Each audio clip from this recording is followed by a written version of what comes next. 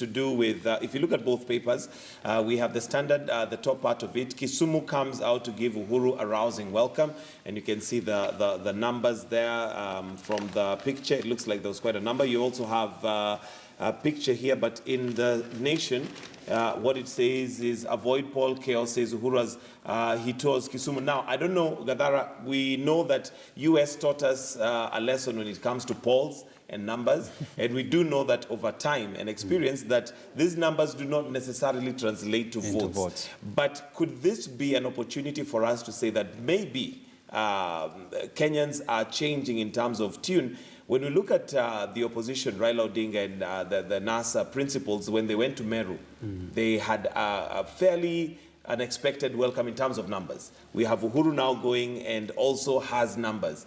Is there something maybe there that we should be interrogating in terms of Kenyans changing their way of politics and the ethnic? Well, I think we have to be careful when we speak about the polls. I mean, the US polls were in general actually quite accurate when you took them on a national level, because they were national level polls. And they did show that Clinton was going to win the national vote in terms of the popular vote. But when you segregate it, because it's not the national vote that counts, it's the electoral vote that counts, that's what they didn't do.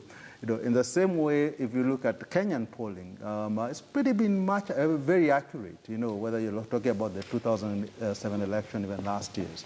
The last one, 2013, you know, I think the polling was pretty much spot on. That's not the issue, you know. I think in terms of whether people will they will manage numbers, there are certain trends that we can see that, I mean, have been there historically. You know, for example, in Nyanza, the president might draw a big crowd, but he is unlikely to get a huge number of votes. Similar thing with Raila when he ends up in Central. You know, he will draw big crowds, but traditionally these don't translate to huge numbers of votes. You know, in the presidential race. So I think we've got to be a bit careful when we just take it. I think the polling is probably what is going to tell us the accurate position.